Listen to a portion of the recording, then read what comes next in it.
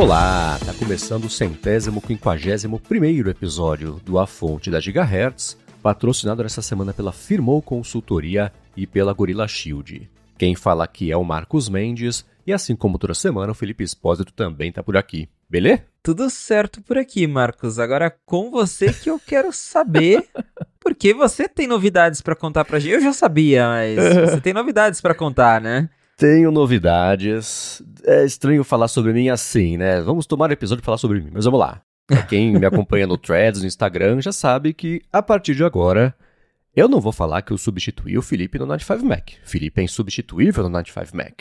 Mas sobrou um espacinho, eu falei, quer saber? Vai que dá. E deu. A partir de agora, eu passarei a escrever no 95 Mac. Os gringos achavam que estavam livres dos brasileiros que vendo por lá. Não, vou continuar a tradição de publicar sobre o Pix. Eles falarem, ué, o que é isso? Então, a partir de agora, estou por lá. Na sexta-feira, a gente fez o anúncio, começou já a publicar algumas matérias. Estou felicíssimo. Tem o asterisco e a parte que genuinamente me deixou chateado, que foi, né, o dia ainda só tem 24 horas. Então, eu precisei abrir mão de fazer as minhas matérias semanais no Mac Magazine. Eu tinha conversado com o Edu, com o Rafa também, com antecedência para explicar. Eles deram absoluto e total apoio. Eu saio de lá super tranquilo, nada impede que mais para frente e ocasionalmente pinte um texto meu lá quando a gente achar que faz sentido. Essa foi a parte que, assim, fez falta durante a semana escrever, fez falta no sábado ver a matéria publicada lá, mas, putz, estou felicíssimo, né? São, sei lá, quase 15 anos de um jeito ou de outro tratando de tecnologia. Enquanto esse era o sonho que você conquistou e não sei, expandiu para além desse sonho, para mim é claro que não tem como não ser uma realização muito legal da carreira. É totalmente diferente do que eu já fiz, né? Porque mesmo já tendo feito uma cobertura mais de dia a dia na época do blog do iPhone, por exemplo, é em inglês, o mundo inteiro está lendo, não está limitado, entre aspas, só, entre aspas, a quem lê português, né? Então, a escala é inacreditável, o alcance é inacreditável, né? O Mac Magazine é um site gigantesco, que tem leitores e leitoras em cargos influentes no público que lê no Brasil, né? E não tem, é impossível comparar. Não é num problema de veículos daqui, mas, assim, em, sei lá, 4 ou 5 matérias, a quantidade de pessoas que acessaram as matérias já passa o que por meses, ou até mais, né? Acessavam por lá, então é muito diferente. Tô feliz de ver uma coisa tão nova assim, eu aos 40 anos poder enfrentar e ver como é que vai ser. Muito, muito legal. Ah, com certeza, muito bacana mesmo, né? A gente até brincou a fazer a passagem de bastão, né? Então, muito legal ver que tem outro brasileiro ocupando ali esse espaço no 95 Mac justamente para levar as notícias do Brasil para o mundo. Acho que foi muito legal abrir esse espaço, né? A gente conseguir abrir esse espaço para os gringos, porque é isso, nem sempre as notícias daqui do Brasil chegam lá e às vezes tem coisas muito relevantes para a gente discutir e ter pessoas daqui do Brasil inseridas nesse meio é muito legal por conta disso. Você falou do alcance, e realmente o alcance do 95 Mac é muito grande. É um dos maiores sites de tech, eu não diria nem só de Apple, mas de tech mesmo. É um dos maiores sites do mundo hoje. E é muito doido, porque eu me recordo de momentos em que eu estava em viagem e pessoas aleatórias falaram, tipo, você é aquele cara que escreve lá pro 95 Mac? Eu mesmo. Aconteceu no Apple Park, quando eu tava lá na lojinha do Apple Park, um funcionário chegou lá e falou assim, eu acho que eu te conheço, né? Eu falei, eu mesmo, né? Escrevo pro 95 Mac. Aconteceu na Geórgia, tava com a dor, né? Ele falou assim, vocês não escrevem pra aquele site tech lá?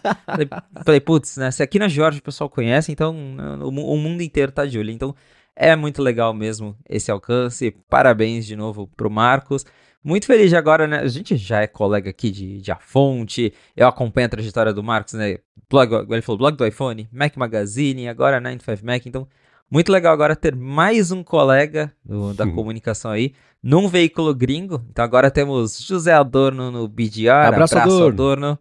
Eu tô lá na Macworld e agora Marcos Mendes no 95 Mac. Ei, o Brasil dominando o mundo.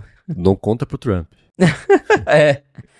Mas foi interessante. É interessante, outra coisa também, inevitável não comentar, né? Eu não sabia que era permitido na internet você publicar um texto e as pessoas comentarem a respeito do texto. Isso tá sendo muito inédito pra mim. Geralmente, vou trabalhar numa coisa a semana inteira, dizer o que eu acho, para as pessoas jogarem tomate em mim, né? E não foi assim, falei, olha, até no Reddit. Cara, e quando o Reddit vira um exemplo de comportamento, você sabe que tinha uma coisa errada, né? E mais uma vez, o Mac Magazine, o site, as pessoas, a equipe de lá sensacional, 99,999999% de quem lê, sensacional. Tinha 4 idiotas que tornavam caldo e sujavam a área de comentários sempre, né? E sempre as mesmas pessoas. Exatamente, né? E assim, pra não dizer... Teve até agora, nos posts, um comentário mal educado falando mal sobre mim. Em português, certamente de um desses idiotas. O resto, a esmagadora maioria, está falando sobre o assunto no Reddit, comentários a respeito do assunto. Isso é muito legal de ver e mostra como tem uma diferença cultural até de comportamento entre aqui e lá fora. Mas tirando isso, toda a experiência é muito legal. Tudo muito novo, né? O anúncio isso já estava sendo acertado já fazia algumas semanas. O Felipe falou, já sabia com antecedência. Obrigado, Felipe, inclusive, por ter me ajudado, de certa forma, com o meio de campo, ao Rambo também. Mas já sabia fazer um tempo, eu estava naquela ansiedade. A força de vontade que eu precisei demonstrar aqui nos últimos 2 à fonte, para não dar nem uma dica... nem jogar uma indiretinha de que alguma coisa podia acontecer, eu deveria ganhar uma medalha, porque a ansiedade estava gigantesca. E aí, quando virou a chavinha na sexta-feira, aquele alívio de poder falar, poder comentar, publicar, né? Reação de todo mundo. Obrigado a todo mundo que mandou as mensagens nos lugares todos, no formulário aqui na descrição, no Instagram também, no Threads também. No Twitter eu não vi, porque afinal ainda tem um pouco enfim, né? Mas muito legal mesmo. E obrigado de novo, Felipe, por ter ajudado a fazer o meio de campo e, enfim, né, me deixar à vontade com a ideia. Mas é isso, Marcos. Novamente, um prazer ter você como colega de cobertura internacional. Isso com certeza vai ser uma jornada muito legal. Sucesso pra você. A equipe do 95 é muito bacana, eles são muito legais, então acho que você vai se sentir em casa lá. E antes da gente dar a sequência, eu vou até...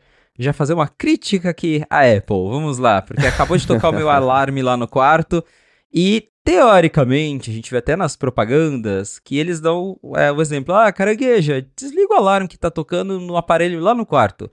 Isso nunca funciona aqui. Acabei de tentar fazer isso pelo Mac, coloquei aqui o Type C desligar o alarme no iPad.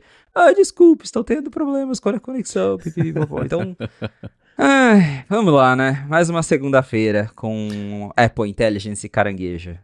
Eu não sabia que tinha essa promessa. A função parece que não tem, mas a promessa, não sabia disso. E tem vezes que funciona. Tipo, às vezes eu peço pro HomePod, tipo, desliga o alarme lá no iPad. Desliga. Mas é isso, funciona quando quer. Okay. Agora mesmo não foi. Muito bem, vamos começar com os follow-ups aqui em relação às últimas semanas. E eu preciso dizer que The Studio, ao contrário do que eu tinha de expectativa lá no começo, se tornou uma das minhas séries favoritas dos últimos anos. Teve o último episódio na semana, não sei que dia que sai, porque foi confuso.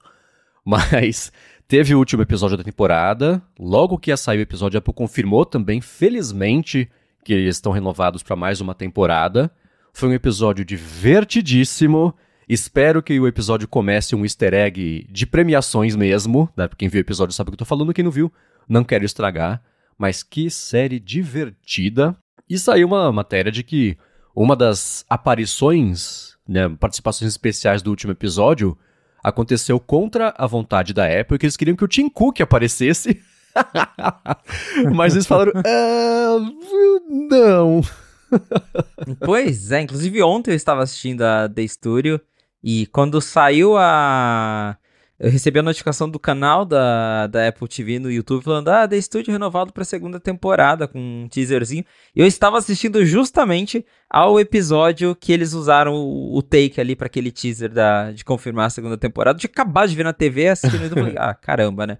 Mas realmente é uma série muito divertida. E agora tem essa reportagem que veio ali da Business Insider, que a gente até comentou aqui já, teve essa participação especial ali em um dos episódios com o CEO da Netflix, o Ted Sarandos. Ele apareceu no episódio e, segundo a Business Insider, a Apple queria que fosse o Tim Cook no episódio. Eles chegaram, né, lá no pessoal da série, no Seth Rogen principalmente, que ele também produz a série, não só é o ator principal ali, e ele respondeu, não vai ter Tim Cook. Imagino como é que foi a reação da Apple, né, com isso, tipo, a gente quer que apareça o Tim Cook, ele, não, vai não. E assim, né, a gente já viu o Tim Cook atuar quando era pra ser mal atuado, o objetivo era esse, mas já viu o Tim Cook tentando atuar. E a capacidade de atuação dele parece a de um caixa eletrônico, né? Assim, não ia sair exatamente, ia sair do momento. Então, ok, né? Mas isso me faz lembrar aquela matéria de que ele era um cara que estava super envolvido nas produções, né? Falava que não podia ter palavrão, etc. Logo de cara, isso caiu por terra, né? Os primeiros 3 segundos de The Morning Show já tem a Rachel mandando palavrão. E as temáticas, assim, isso morreu, né? Mas ainda assim, interessante ver como... Eu ainda não vi uma matéria falando assim, a Apple fez uma sugestão sobre The Studio e eles aceitaram.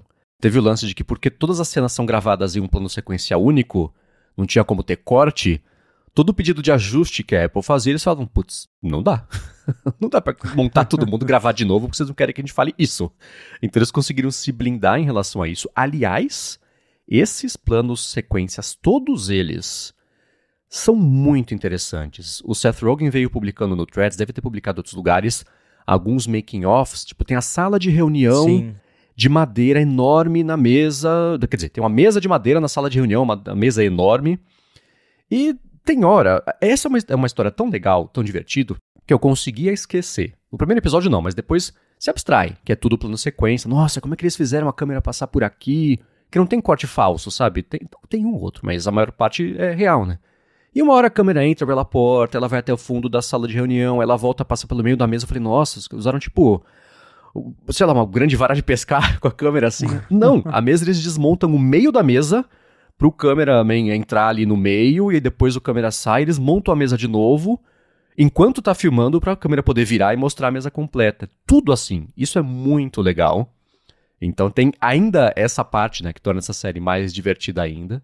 Mas, putz... acho que tem que curtir um pouquinho, sei lá, fofoquinha, não fofoca, mas saber umas piadas internas de Hollywood, né? Como é que é a parte que eles reclamam da produção, de interferências. Então, sabendo disso é muito legal, né? Eu vou dar um spoiler, ó. Sim, de spoilers aqui. Aparece no último episódio dessa temporada o Aaron Sorkin, que é um cara que eu adoro. Ele tá lá recebendo um prêmio fake, uma premiação que existe, mas que é fake também. Então até ele chamaram pra participar, e isso eu achei muito divertido, sabe? Mas tem que saber um pouquinho pra aproveitar melhor a série, saber um pouquinho desse contexto de lá, né? Mas, putz, muito divertida, muito divertida. Ainda bem que eu vi. A série é muito legal mesmo, essa parte dos planos sequência, até aquele, dos carros também, né? Aquele simples filme eles andam de carro e sai do carro e segue a câmera. Tem um que eles usaram um drone, né, que vai por cima e atravessa lá o estúdio deles. É muito legal, a parte de filmagens é bacana, mas a série também é bem divertida, como o Marcos falou, se você conhece um pouquinho ali de Hollywood, tá um pouquinho por dentro, vale a pena assistir.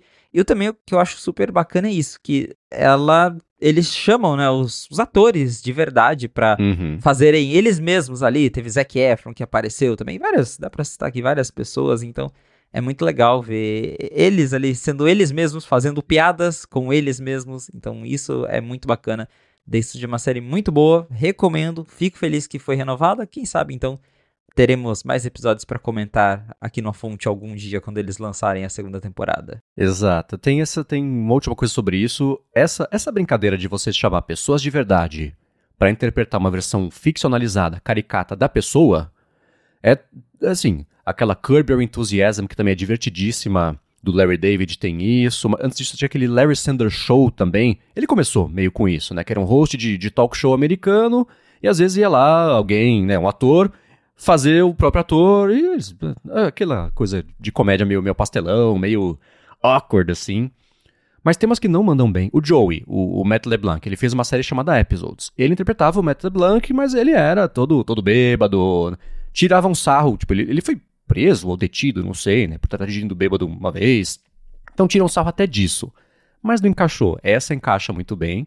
Aí às vezes aparece ator que você conhece interpretando só um personagem, às vezes tá interpretando a si mesmo, Isso é bem divertido. Pra quem não viu, vale dar uma chance, viu? Recomendo. Agora, um outro follow-up veio, na verdade, o Rubens Padovese mandou uma pergunta que tem a ver com o que a gente tem falado bastante aqui a respeito das pressões regulatórias de todos os lados que a Apple vem sofrendo. Ele falou, tava pensando, a Apple tá cada vez mais sendo pressionada para abrir o sistema dela, deixar de controlar a loja, tem a questão ambiental também de reparos, né? O pessoal fala sobre direito de reparar, porque a pessoa não poder trocar bateria em casa significa que tem mais lixo eletrônico, esse tipo de coisa. Ele falou, em vez de mudar os sistemas dela, será que um caminho mais digno não seria abrir o hardware, fazer parceria com um desenvolvedor de sistema aberto? Ela podia até oferecer um dual boot, por exemplo, com um sistema puro de um lado e o mais aberto do outro. Ele fala, não deixaria legisladores satisfeitos? E ele fala até isso de todos os dispositivos dela. Eu vou sair da frente. Os legisladores ficariam satisfeitíssimos. Mas aí acho que não seria a Apple, né? Exatamente, eles ficariam satisfeitos, mas a Apple claramente não ficaria. É uma questão. Esses dias mesmo eu entrei no Reddit que o pessoal entrou justamente nessa discussão de. Vem lá da época do jailbreak, até o dispositivo é meu, eu faço o que eu quiser. Uhum. Mas na prática mesmo, se a gente pegar lá os termos e condições, o hardware é seu, o software é licenciado, né? A Apple está te emprestando o software. Só que daí, nessa de emprestar o software, você entra num dilema porque, não quero usar o software da Apple. Então, você também fica sem o hardware porque não dá pra fazer, né? No caso, antigamente, nos Macs até dava, né? Não quero usar macOS, coloca Linux, coloca Windows. Ficou mais difícil com os Macs Apple Silicon. Até hoje não tem um bootcamp oficial, por exemplo, no iOS, então nem se fala, né? Então, sim, é uma questão que a gente pode pensar aí como seria. Mas para a Apple, é muito difícil imaginar a Apple, sei lá, permitindo usuários instalarem outro sistema no iPad, no iPhone, até nos Macs atuais, ao invés de facilitar, ela está dificultando o acesso a outros sistemas. Então, é uma questão realmente bem complicada, mas eu acho que dava para chegar num meio termo, que é o que a gente sempre fala aqui no A Fonte, que é a própria Apple abrir um pouquinho mais do jeitinho dela, antes que os reguladores obriguem ela a fazer do jeito deles, que é o que está acontecendo no mundo todo, né? A Apple bate o pé, fala que não vai abrir, aí os reguladores vão lá, como aconteceu agora nos Estados Unidos, que a gente falou, vocês não vão fazer? Então agora vai fazer do meu jeito, vai liberar para todo mundo, lançar aplicativo por fora da App Store, não vai poder colocar mensagem de terror. E a partir de hoje, a partir de já. A partir de já. A União Europeia está fazendo a mesma coisa, o Brasil está tentando. Então assim, é uma briga que a Apple já perdeu. Seria muito mais fácil se eles aceitassem e falassem, não, tá bom, gente, a gente vai abrir aqui do nosso jeito, fazer nos nossos termos, uma coisa que fica bacana para todo mundo. Mas a gente conhece a Apple, eles vão tentar lucrar em cima disso enquanto eles puderem, até o último minuto. Então, eu infelizmente não vejo perspectiva de mudança, mas eu concordo com o Rubens que dava para ter um caminho mais digno para talvez abrir ali, né, um pouco o ecossistema deles. Exato. Excelente jeito de definir. Acho que é exatamente isso. Muito bem, agora a gente vai começar aqui com os assuntos que pintaram nessa última semana, que foram bem interessantes, semana agitada, por sinal. Mas antes disso, eu vou tirar minuto do episódio para agradecer a Firmou Consultoria, que está mais uma vez patrocinando a Fonte. E você já sabe, quem escuta aqui o podcast sabe que ela resolve todos os perrengues que você tiver da sua vida de PJ, do seu CNPJ, mas o que nem todo mundo sabe é que ela também resolve os perrengues da vida de pessoa física, e isso é excelente porque você tem dias agora para resolver a sua declaração do imposto de renda. E afirmou que quer falar com todo mundo que ainda não fez isso porque está enrolado. Ela fala, quanto mais complicado, quanto mais enrolado, melhor. Ela já está resolvendo os perrengues de algumas pessoas que são ouvintes aqui da Gigahertz. Então, se você tem que estar por algum motivo, uma documentação que está meio enrolada, você não sabe onde buscar exatamente, se você tem, se você nem sabe se você não tem, eles estão tirando dúvidas também, sem compromisso. Se você só está com uma dúvida, se você quer tirar a respeito disso com eles, coisas que eles falaram com a gente que as pessoas nem sabem que são dúvidas, tipo stock options, como é que você declara isso no imposto de renda? Day trade, está informando do jeito certo, né? Porque tem diferença em relação. Então faz o seguinte, se você for em @firmouconsultoria ou no Facebook ou no Instagram, você pode mandar uma mensagem para eles sem compromisso para explicar a sua situação, explicar por que está enrolado. Se você acha que está difícil, que está fácil, eles falam para você e eles vão atrás. E aí, se você optar por trabalhar com eles e com isso, eles vão resolver para você, pode confiar. A gente conhece eles desde o começo da Gigahertz, o Rambo conhece eles desde antes ainda, né? Porque eles já resolviam os perrengues do Rambo na empresa dele, receber em dólar, esse tipo de coisa, né? Por conta do AirBuddy e outras coisas também. Então, vai lá. @Firmou Consultoria no Facebook ou no Instagram para resolver a sua declaração do imposto de renda, porque tá nos 45 do segundo tempo já. Se fosse você, não esperava mais. Muito obrigado a Firmou pelo patrocínio de mais esse episódio do A Fonte e pelo apoio a toda a Gigahertz. Valeu, Firmou! Muito bem, nessa última semana, aproveitando o Dia das Mães, a Apple reativou uma campanha de promover o Vision Pro. Ela fez um vídeo muito parecido com os vídeos, a pegada do vídeo, né, que ela costumava fazer os de Natal, né, para vender quando era um produto específico, ou vender a Apple como uma marca que está ali parceira dos momentos emocionantes das pessoas, e fez uma das aplicações que, de fato, é uma das coisas mais legais que dá para fazer com o Vision Pro, se apoiando muito naqueles vídeos, como é que chama? Vídeo imersivo? Vídeo espacial. Vídeo espacial. Então a situação é uma nova família, nova mamãe, com o papai também. Papai ali ficou um ano, e acho que ela também, pelos vídeos gravados em primeira pessoa, né? O primeiro ano da criança, e ele falou, fiz uma surpresa pra você, bota aí o Vision Pro que a gente vai ver uma retrospectiva imersiva desse seu último ano como mãe. No fim das contas, nem é sobre a criança, na verdade é sobre a relação dela com a mãe. E eu achei super bonitinho, me emocionou. Primeiro que chama a atenção a Apple ter lembrado que o Vision Pro existe, né? Então, ele tava bem engavetadinho ali. Acho que comercial mesmo, nunca teve comercial do Vision Pro. Tiveram lá os vídeos de lançamento, mas eu não lembro de ter campanhas ativas do Vision Pro. Agora, eles resolveram aí movimentar um pouco. O vídeo é bem legal, realmente, mostra ali como...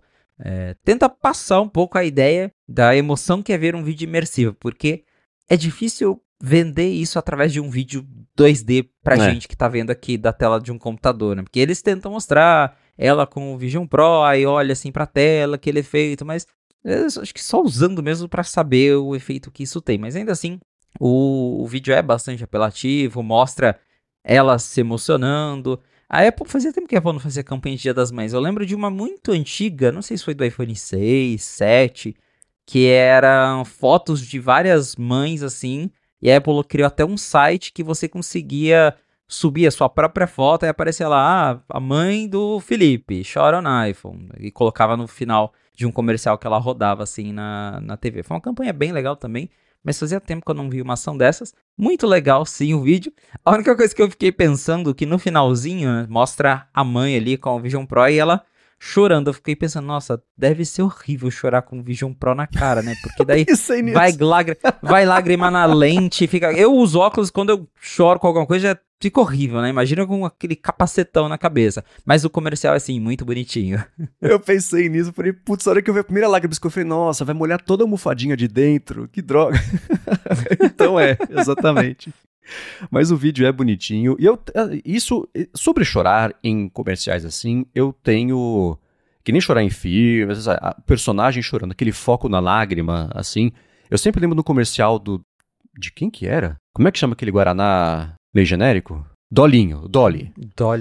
Era uma de Dia dos Pais, eu acho. E mostrava um pai, assim, emocionado, e, tipo, uma lágrima que claramente não era uma lágrima, que saindo do lugar, nada a ver do olho, assim, aquele foco, assim, ele fazendo uma cara, tipo, putz, não me diga o que eu tenho que sentir, né? Me faça sentir, né? Isso eu achei... Mas o comercial super legal, e esse é um excelente ponto, né? Esse não é só o primeiro comercial de Vision Pro, como um produto de amplo de consumo, mas é sobre um dos recursos específicos que já está óbvio que é o tipo de coisa que vai servir como argumento de venda não do Vision Pro, mas do Vision, do capacete, dos óculos, do headset imersivo. E aí eu começo a ver ele tomar um pouquinho do caminho de Apple Watch. A gente lança, fala que faz um monte de coisa, o que as pessoas escolherem é onde cair a flecha, a gente pinta o alvo em volta e finge que foi ali. E passa a falar com isso como se fosse um argumento de venda disso, para vender isso. Eu acho que essa é a primeira coisa que a gente vê. Eu tenho certeza, agora que a Apple já mostrou que ela vai voltar a investir em comunicação do Vision Pro, que o próximo vai ser sobre produtividade. Um trabalho remoto, o cara no avião, ou no trem, ou na biblioteca, como o Casey Elias do ATP sempre fala que ele gosta muito de levar o Vision Pro dele. Focos pequenininhos, né? A gente viu muito recurso que pintou complementar no Vision Pro nos últimos meses, né? Nesse último ano, basicamente, foram de suporte à produtividade, o lance de mais monitor, um monitor maior, nem sei exatamente qual que foi o recurso. Monitor ultra-wide. Então, aposto que o próximo vai ser sobre isso, a gente vê quando sair o comercial. Mas tá aí, a Apple lembrou, não só lembrou que ele existe, mas vai gastar para promover ele como um presente especial. Acho que esse foi o foco dessa campanha, né? Um presentão, né? $3.500. Pois é. Agora, um presentão que eu adoraria ganhar, que não custa $3.500, fica a dica. O Lego da Apple Store, que ainda não foi lançado, na verdade não está confirmado que vai ser lançado, mas foi um projeto específico. A Lego tem uma coisa que eu acho super interessante, que é o seguinte: qualquer pessoa pode fazer um projeto de uma caixinha de alguma coisa de Lego. Aí manda para eles, aí tem uma espécie de votação pública do que os fãs de Lego adorariam que isso virasse mesmo um produto vendido em loja oficial da Lego. Aí os mais votados, a Lego analisa se dá para fazer, se não dá, se dá para licenciar, se não dá. Então, há muito tempo teve a criação de uma Apple Store feita de Lego, um projeto, recebeu os 10 mil votos necessários para a Lego fazer a análise, e a Lego está fazendo a análise agora para saber se faz mesmo a caixinha para você comprar e montar uma lojinha da Apple. Eu achei tão bonitinha. É muito bonitinho, eu gostei também. Algo que eu teria se lançassem, mas é isso. Porque agora que foi para essa... né, já foi votado, eles escolheram ali. Eles ainda precisam, né, ter um conselho ali que provavelmente vai pegar as melhores ideias. Eles até têm uma matéria lá que tem todos os outros modelinhos que eles estão considerando. Eles falam manda seu comentário, fala pra gente qual que você tem mais interesse.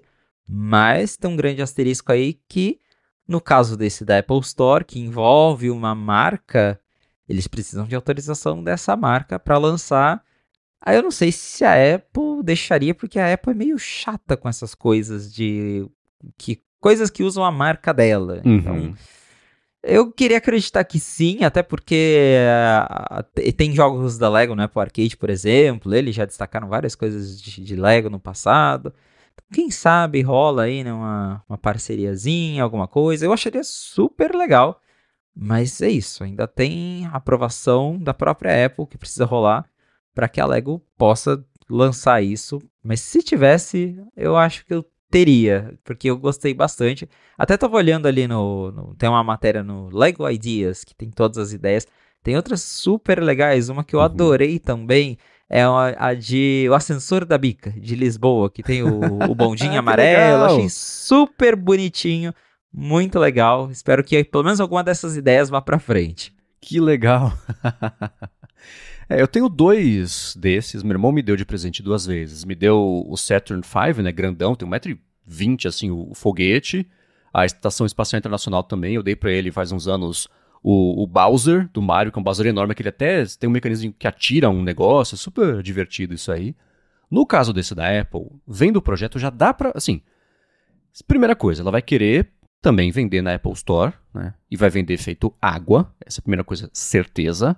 Segunda coisa, ela fala, beleza, quer fazer? Pode ser, mas os telefonezinhos lá dentro tem que ser iPhones miniaturas, né, você vê o telefone, ele é um telefone que é genérico, tem os produtinhos genéricos, eu imagino que ela vai querer fazer. Então tudo bem, a gente trabalha junto aqui para fazer peças que eu aprovem quando o assunto são os produtos dela de verdade, né? Mas a loja, que é o conceito de loja Angela Arendt, né? Tem arvrinha, tem muito vidro, né? Isso ficou divertidíssimo e para quem não viu o projeto, vale dar uma espiadinha. Acho que é bem legal e quando isso for lançado, é um bom presente criativo. É uma bala. Essas coisas são caras, não tem jeito. Mas é mais barato que o Vision Pro. Talvez não no Brasil. Com certeza. Mas é mais barato que o Vision Pro e bem legal. Acho que vale a pena dar uma espiadinha. Boa. Agora, uma das matérias que eu tive a sorte de poder publicar no fim de semana, que sim, né? Eu trabalhei em várias matérias por dias e dias, né? Dando aquela lapidada bonitinha pra ficar uma coisa bacana, embasada, etc, etc, etc. Falando sobre o Brasil pros gringos, né? Aí no fim de semana eu escrevi em 15 minutos uma ali sobre o Papa ter usado o Apple Watch na primeira missa dele. Pá! Essa foi a que explodiu. Mas é interessante, né? Eu descobri, investigando pra fazer essa matéria, que os relógios que esse Papa novo, os relógios que ele usa, gera um furdunço na internet do relógio. Que o pessoal que curte relógio curte muito relógio, são super, né, engajados com o hobby deles, e ninguém sabia qual que era o relógio que ele usou lá no dia que ele foi ser anunciado como Papa, que deu pra ver só um pedacinho, mas é meio vermelho, acho que é esse aqui, esgotou o relógio. Aí no fim de semana ele foi rezar a primeira missa dele na Capela Sistina, inclusive, e tava usando lá, saiu só um pouquinho de dentro da manga dele. Tem um cara no Threads que ele fala que é um observador profissional de relógios. Ele fica vendo ali qual celebridade usa qual relógio, ele posta, então ele falou, o Papa tá usando de que Apple Watch, aqui dá pra ver ali que é. Não deve ser um clone do Apple Watch, sendo o Papa ainda mais americano, né? Então o Papa, como eu falei na matéria, is an Apple Watch guy. Já consigo esperar a Apple colocando ele em alguma propaganda de Apple Watch já. Igual aqueles do Mac, que eles sempre pegam fotos de celebridade usando o Mac. Já vai ter um com o Papa ali, foto preto e branco, usando um Apple Watch. É uma curiosidade bem aleatória. Eu não vou mentir, quando tava passando, né, a cerimônia oficial na TV, eu também bati o olho e fiquei tipo, será? Será que é? Que dá pra ver ali, né, o que seria a coroa digital? Que, talvez não, né? Mas aí depois vieram ali o pessoal, todo mundo comentando a matéria do Marcos, e realmente, parece que o Papa estava mesmo usando um Apple Watch. E aí fica a pergunta, né, Marcos? Será que ele leu o 95 Mac? Já pensou? Eu fico imaginando o pessoal do Vaticano, comunicação, falou, putz, cara, você vai ter que parar de usar relógio, porque tá virando uma discussão isso aí, deixa pra lá, né?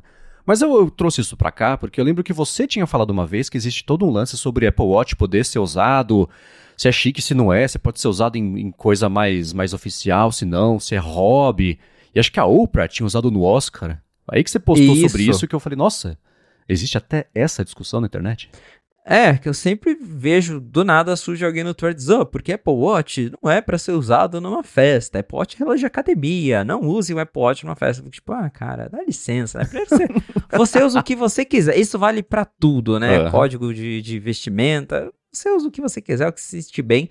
Mas assim, tem gente que nem sabe que existem os modelos mais caros do Apple Watch, modelo que agora é titânio, com as pulseiras diferentonas. A Oprah mesmo tava com o mesmo modelo que eu tenho, que é o dourado de titânio com a Milanese. Ela tava lá no Oscar com um relógio desse. O Papa ali, parece que o dele é um modelo preto, né, que ele tá usando, mas enfim.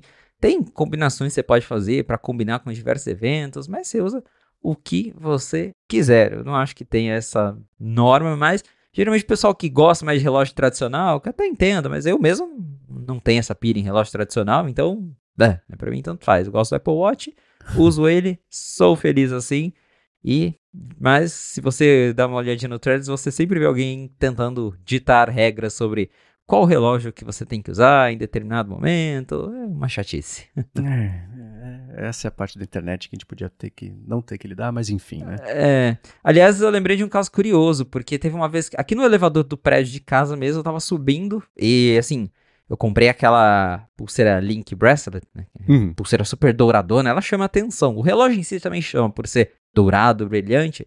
E acho que como as pessoas estão acostumadas com os modelos Sport de alumínio do Apple Watch, teve uma vez que uma vizinha, ela olhou assim pro meu pulso e falou assim, você colocou capinha no seu Apple Watch?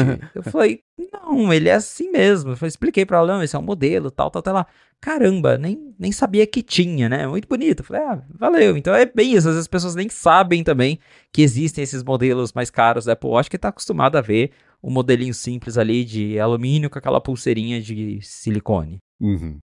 Agora, ainda sobre o Apple Watch, eu queria usar esse post do Papa para trazer mesmo a matéria principal a respeito disso. É que saiu um relatório da Counterpart Research que mostrou que, pelo segundo ano consecutivo, as vendas de Apple Watch estão em queda. Aí quem acompanha isso fala, lógico, não sai grandes novidades, um outro sensor novo, né? A gente brinca com o Coca de sensor novo no ADT, mas ele deu uma estagnada, parece que os sensores que a Apple quer colocar estão levando mais tempo do que ela tinha previsto, né? A parte de glicemia, eu lembro de papo sobre ele também poder medir a pressão de alguma forma. Eu sei que o da Samsung tem, se não essas duas coisas, tem o lance da pressão também, mas é mais ou menos, tem que ficar calibrando, e ainda assim a precisão, quem usa, quem já escreveu sobre isso, fala que deixa um pouco a desejar, mas tá aí, o Apple Watch não está em apuros, tá? Fatura mais do que a empresa Fortune 500 tranquilamente, mas ainda assim não só parou de crescer, mas está em declínio as vendas, e isso não é nunca um bom sinal, né? Com certeza, ainda mais que segundo a Counterpoint, a queda ano a ano foi de 19%. Então, é uma queda bem considerável, não foi 5%, foram 19%. E eles até atribuem isso a algumas razões, né? Por exemplo, não só a falta de grandes novidades, mas também a Apple faz tempo que ela não lança um novo Apple Watch SE. Até tinha um rumor de que ano passado ela lançaria o tal Apple Watch de plástico, mas parece que ela desistiu dessa ideia e preferiu não lançar nada até ter algo mais sólido para apresentar. E o Ultra também, né, do Ultra 1 para o Ultra 2, não tiveram grandes mudanças. Teve até aquele ano, que eu não lembro se foi ano passado ou retrasado, que ela lançou o modelo preto, que era isso, era só um Apple Watch Ultra preto, que não mudou mais nada. Então, as pessoas não têm motivo para ficar trocando de Apple Watch. E é muito doido, porque a Apple fez um produto tão bom que eu não conheço ninguém fora da bolha tech que sente necessidade de trocar de Apple Watch. Eu já falei uma vez aqui na fonte. Eu conheço amigos que têm o Apple Watch Série 3 e usa até hoje. Ah, não atualiza. Mas mostra a notificação, calcula lá o batimento cardíaco na hora do exercício e para a pessoa tá ótimo. Ela não precisa do super Apple Watch Ultra com a tela super resistente que o sensor fala. A pessoa quer ver notificação, quer saber quantas calorias ela queimou no exercício e para ela tá ótimo. Então a Apple vai ter muito trabalho para convencer essa galera que ainda tá lá no Series 3 que eles precisam de um Apple Watch novo. Talvez essas pessoas só vão trocar quando, sei lá, a bateria explodir, né? O relógio estufou, acabou, não tem o que fazer, daí a pessoa vai lá e compra outro. Mas é isso, o Apple Watch não é um produto, nem celular é hoje em dia, mas não é um produto que você tenha necessidade de ficar trocando. Eu tento trocar a cada 2 gerações. Eu tinha o Series 7, pulei o 8, 9 e fui pro 10. E ainda assim eu olho pra ele e falo, cara, mudou quase nada, né? Ganhei lá aquele sensor de temperatura de pulso quando você está dormindo, que ele consegue calcular umas coisinhas a mais. O Series 10 também, algo que era do Ultra, que eles aumentaram a resistência à água, ganha até aquele aplicativo de profundidade que tinha no Ultra. Mas não é nada que eu falo, nossa, mudou minha experiência com o Apple Watch. Se eu tivesse pulado mais um ano e trocado a bateria do meu antigo, eu teria sobrevivido com ele numa boa, porque realmente as diferenças são mínimas. E é o que o Marcos falou. A Apple tem planos grandiosos para o Apple Watch, ela quer colocar sensores mais avançados, mas agora está esbarrando em limitação técnica porque não tem muito o que fazer no momento. A tecnologia não está pronta, não está no ponto de colocar ali no pulso de um monte de gente, então ela tem que se virar com o que ela tem, que é o que no caso é atualização cosmética. Ah, ficou mais fino, agora o alto-falante está mais alto, mas... Esse tipo de coisa não convence a grande massa a trocar de produto, né? O que é engraçado porque no iPhone, sim. Você pode fazer o iPhone mais avançado da história da humanidade, se tiver a mesma carcaça do ano anterior, não vende. Se você fizer um iPhone mais fino, aí talvez venda mais do que o anterior, mesmo não tendo novidade, né? E esse desafio de ter feito um produto que, para o que as pessoas vão usar, ele serve por múltiplos anos, é exatamente o que a gente viu com o iPad, especialmente o iPad 2. Que por anos e anos e anos e anos e anos foi o mais usado em empresas, para frotas de empresas. Ficaram com 2, depois do 4, do 5, o pessoal estava usando ainda, porque é isso, ele parou de utilizar tudo bem, para fazer aqui o GPS da rota do caminhão, já está mais que o suficiente. Então a Apple teve essa dificuldade também, e levou anos para até hoje tá confuso, né? A linha do iPad, cada vez que ela tenta arrumar, ela piora, mas ainda assim, né, agora vai botar teclado nesse, agora tem Apple Pencil nesse, agora os dois têm Apple Pencil e teclado, pronto, confundi de novo. Mas ainda assim, se a gente pensar como é que era o iPad 2, quando era só o iPad do ano, né? Hoje em dia tem uma linha completa de iPads com todos os tamanhos, formatos, cores e propósitos, apesar disso se embolar, pelo menos se embola na própria linha, não está disputando com o Kindle. Existe um mercado cada vez maior de Remarkable, esses e-ink tablets que concorrem com o iPad para quem não precisa comprar um iPad para fazer coisa de iPad. Mas o Apple Watch está passando por exatamente esse problema, né? Então... vamos ver, eu imagino que na próxima versão de um Apple Watch, a Apple vai investir pesadíssimo em comunicação, época de Natal, esse tipo de coisa que acaba vendendo mais, né? Porque não é típico dela deixar o negócio cair em queda livre assim, né? 20% é bastante, né? Então, vamos ver. Bom, e de uma semana pra cá, o departamento legal da Apple viveu um ano, né? esse é um pessoal que tá ganhando muito dinheiro, mas tá envelhecendo 10 anos ou mais no último mês, como diria lá a música dos Engenheiros do Havaí. Porque o que a gente viu de movimentações nesse mercado, primeiro, né, teve todo o lance que a gente já repercutiu aqui a respeito da decisão da juíza, né, no caso da Epic Games, e eu vou dar uma pincelada aqui em algumas coisas que aconteceram pra gente poder mergulhar nisso em seguida. Primeiro, a Apple, claro, entrou com um recurso para tentar, pelo menos bloquear que essa decisão da juíza valha a partir de já. Ela sempre faz isso e o outro lado sempre faz isso quando também convém, né? Que é assim, até ter a decisão final, vamos deixar como tá? Com base na decisão da juíza, eu vou dizer que eu desconfio que não vai colar. Mas a Apple tá fazendo o trabalho dela, né? Se o advogado da Apple não fizer isso, ele que vai mandando embora, né? Porque esse é o trabalho, né? A Epic, em meio a isso tudo, já mandou o Fortnite para a App Store dos Estados Unidos, está preso em review da App Store.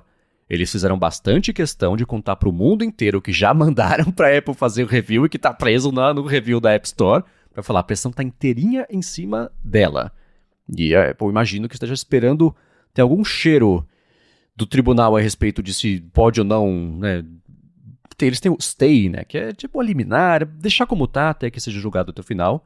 E a Epic explicou que o Fortnite tem tanto a compra interna da App Store, quanto também o checkout direto ali pelo sistema dela, que foi o que lá no começo ela fez para ser chutada de propósito da App Store. Agora, né, anos depois, a justiça falou que pode.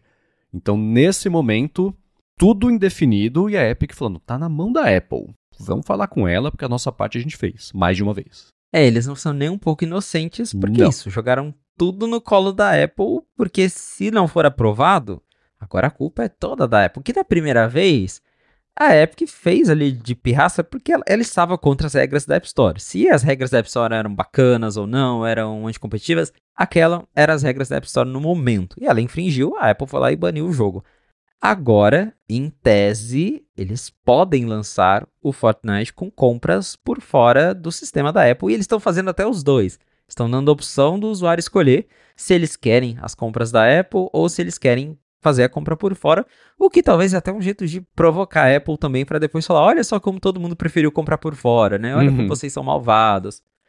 Mas até agora o aplicativo não foi aprovado na App Store. Claro que isso também é só lá nos Estados Unidos, porque é só lá que a Apple foi forçada a abrir as vendas por fora. E, assim, pela enrolação, já tá com cara de que a Apple não vai querer aprovar. Até porque, na época, claro que agora também muita coisa pode ter mudado, mas na época, quando saiu a primeira decisão da juíza que tá cuidando do caso Apple versus Epic, ela até falou, não, a Apple realmente tem práticas anticompetitivas, mas a Epic Games fez uma pirraça aqui de propósito para provocar eles, então a Apple não tem obrigação nenhuma de autorizar que eles voltem para a loja. A Apple tem o direito de falar que não quer o Fortnite na loja deles. Então, assim, vamos ver se a Apple vai largar a mão e vai falar, traz o Fortnite de novo, põe aí na loja de que você quiser. Mas considerando que eles já estão indo atrás lá da juíza, pedindo, né, apelando o caso para revisar, para falar que, né, não tem que ser assim, que eles não concordam, tá com cara de que eles vão embaçar com a Epic Games de novo, não vão aprovar esse jogo, daí o Tim Sweeney vai lá no Twitter falar que a Apple é malvada e vai continuar essa briga por muito tempo. Lá na União Europeia, o Fortnite voltou porque eles liberaram o sideload, né? Ele não voltou na App Store, ele voltou através... A Epic lançou a própria loja e aí as pessoas lá na União Europeia conseguem baixar o Fortnite, mas ele não voltou na App Store da União Europeia. Então acho que o caso vai ser meio parecido aqui, a menos que a Apple seja forçada a liberar o sideloading também nos Estados Unidos, acho que por enquanto não vai rolar Fortnite no iOS não. E tem uma distinção importante que é a seguinte: a conta da Epic Games nos Estados Unidos foi extinta e segue extinta. A Epic abriu uma segunda conta para a App Store na Suécia, na Europa. E é por lá que ela fez. E eu lembro quando ela fez, subiu, a Apple falou, não. Aí agora é por essa conta, que pelo menos por enquanto segue ativa. O que deve acontecer, e sinceramente, se eu fosse o Phil Schiller, eu diria assim, equipe inteira de revisão da App Store, parem tudo o que vocês estão fazendo, leiam decorem de costas todas as regras da App Store e listem tudo o que a Epic possa estar fazendo, nada a ver com pagamento, tá? Esse botão aqui, os guidelines falam que ele tem que ter 30 pixels, tá com 29. Tá bloqueado, volta, faz de novo. Eu aposto que o Schiller, sendo o Schiller, ele da porta pra fora, a gente viu na própria decisão da juíza Yvonne Rogers. Ele é um cara extremamente razoável e sensato no que ele sabe que vai prejudicar a Apple lá na frente. Ele é sempre voto vencido, mas ele promove fazer a coisa certa. Mas quando a regra tá do lado dele, e a razão tá do lado dele, ele é um cachorro babando pus de raiva, né? Então eu aposto que vai ser uma coisa assim, revisar minuciosamente cada linha de código para achar defeito. Ele falou, não, a gente vai bloquear, nada a ver com pagamento. Que fique claro, pagamento tudo bem, mas se não fosse essa safe area aqui que vocês não estão respeitando, puxa, volta, faz de novo. Deve ser alguma coisa assim. É o que eu faria, para ser sincero. Ah, com certeza. Com certeza. Acho que vai ser bem por esse caminho mesmo e a coisa vai longe. E até... Isso já aconteceu com outros aplicativos grandes, se não me engano, até com o Spotify. Quando eles vão fazer algo que a Apple não gosta, fica assim, 4 semanas parado o review. Aí depois de 4 semanas, poxa, o botão tá desalinhado, não vai dar pra provar, né? Então, vai ser essa mesma coisa agora com o Fortnite. Exatamente. Então, todo mundo fazendo o que tem que fazer, né? Cada um puxando pro seu lado, né? Agora, aqui no Brasil, também, a gente viu evoluções, eu não sei, essas coisas andam sempre pro lado, né? E aí depois um pouquinho pra trás, aí volta a andar pra frente porque continua onde tava. Mas tá rolando aqui também por conta, a gente falou algumas vezes aqui a respeito de um processo envolvendo o Mercado Livre. Aí acho que a Epic entrou também, claro, né? O Tim Sweeney Arroz de Festa nessas horas também tava ali junto, ou talvez o Spotify, mas acho que era a Epic. Aqui no Brasil, da loja, comissão, se pode, não pode ter sideload, etc, etc.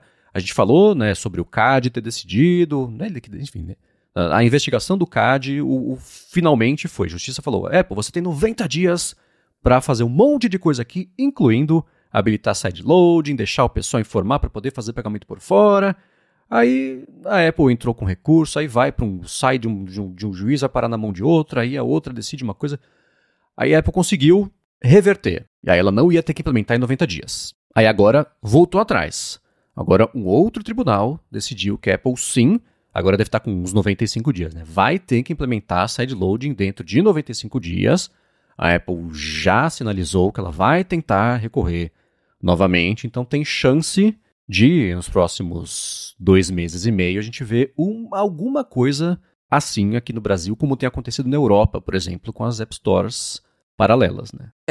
Com certeza ainda vai ter, mas esse caso ainda vai ter mais desdobramentos, porque é bem isso. Eles decidem uma coisa, o CAD tenta uma coisa, a Apple vai lá e recorre, daí o CAD tenta de novo, a Apple recorre de novo, porque a gente ainda não tem uma determinação final, que é justamente isso, o CAD ele quer fazer, né, tá atuando como um órgão antitruste ali, para tentar fazer uma espécie de DMA aqui no Brasil. Mas a gente ainda não tem algo tão formalizado assim para realmente falar, não, Apple, é isso, acabou, a lei do Brasil manda que você faça isso, que tem que ter sideload, que é o que aconteceu na União Europeia. Ela foi investigada, criou-se o DMA, né, uma lei antitruste para deixar bem claro o que a Apple e as outras empresas tinham que fazer.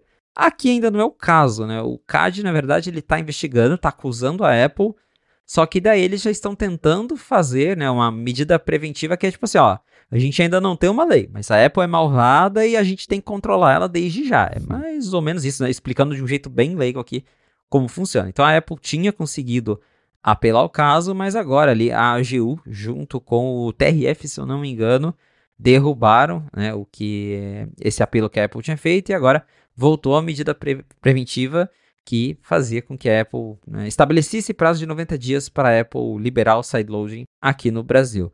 Particularmente, eu não acho que vai sair já dentro desses 90 dias, justamente por isso. A gente não tem nada oficial, a Apple vai recorrer, algum outro juiz vai dar mais prazo para a Apple, daí depois o CAD vai lá, vai derrubar, vai ficar assim até ter alguém bater o martelo final e falar, não, a lei do Brasil agora determina que a Apple e as outras empresas têm que liberar o sideloading nas suas plataformas. Aí ela não vai ter muito para onde correr. Então, acho que vai chegar assim nesse ponto, mas não vai ser agora. Mas é interessante ver esse desdobramento, porque mostra que o nosso governo está, sim, interessado em cair em cima da Apple e aquilo que a gente já falou na fonte. Tudo que acontece na União Europeia de legislação sempre respinga aqui no Brasil de alguma forma. Foi assim com a Lei Geral de Proteção de Dados, vai ser assim com o DMA, então é questão de tempo mesmo. Vai acontecer, mas eu acho que ainda vai demorar mais um pouquinho. E, de novo, pra mim, é uma briga perdida pra Apple. Pois é. Agora, uma outra briga que ela comprou, e ela tá defendendo, óbvio, o lado dela, é em relação à taxa que ela cobra pelo uso do NFC no iPhone para fazer pagamento por aproximação, quando não é por meio do Apple Pay. Na verdade, o Apple Pay também, né? Mas, recentemente, aqui no Brasil, o Banco Central implementou e já os bancos adotaram, e no Android já tem também, o Pix por aproximação.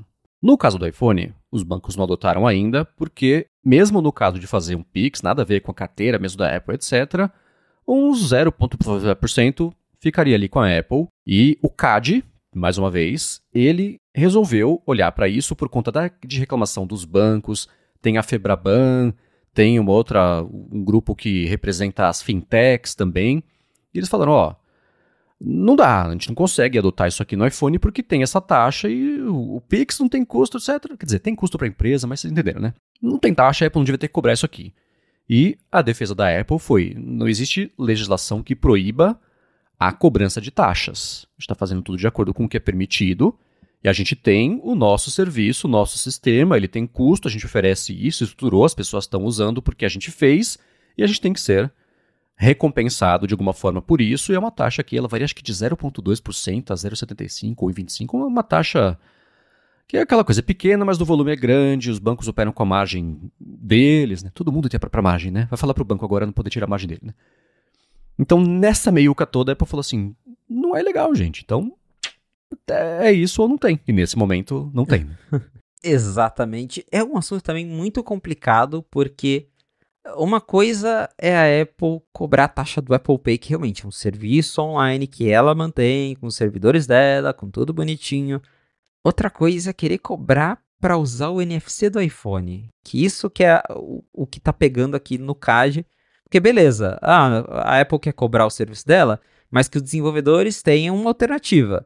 Ela lançou essa alternativa, só que essa alternativa também é paga. E é isso que tá pegando, porque pra você... Ela até foi recente, foi acho que no iOS 8 que ela lançou aquela API de NFC e tal, que primeiro ela lançou na União Europeia, porque foi obrigada, aí depois ela expandiu para alguns lugares do mundo, e o Brasil tá nessa lista.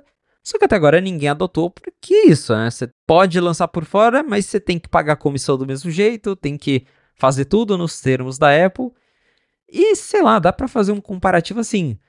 É o equivalente a Apple cobrar uma porcentagem para você usar a API da câmera no iPhone.